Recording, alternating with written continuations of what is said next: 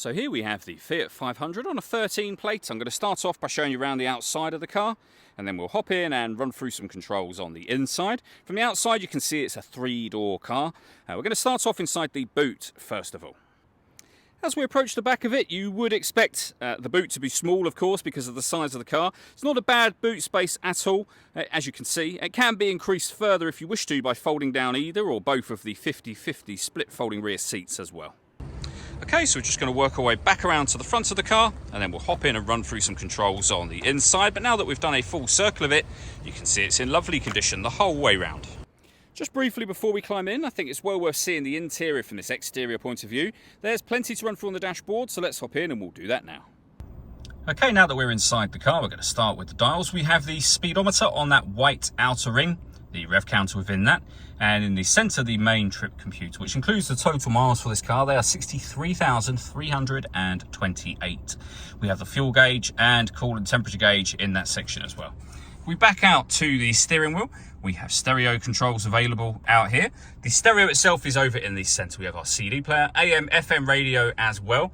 Beneath that, we can turn the city power steering on, so we get extra light power steering for parking, for example. Our hazard warning light, our rear fog lights, and then underneath that, the air conditioning.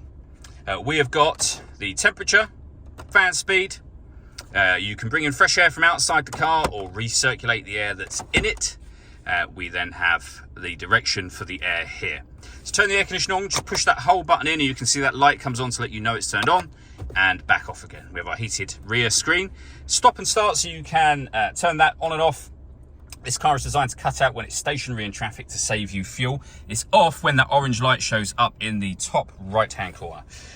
We have passenger and driver windows, our 5-speed manual gearbox, 2 cup holders, auxiliary input and USB input for your music, and a 12-volt charging socket as well.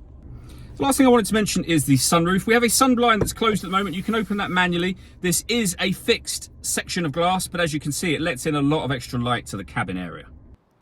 All that leaves me to say is thank you for taking the time to watch this video. If you'd like to come and see the car in person and have a test drive, please feel free to give us a call here at Glenbourne's. We'd love to hear from you soon.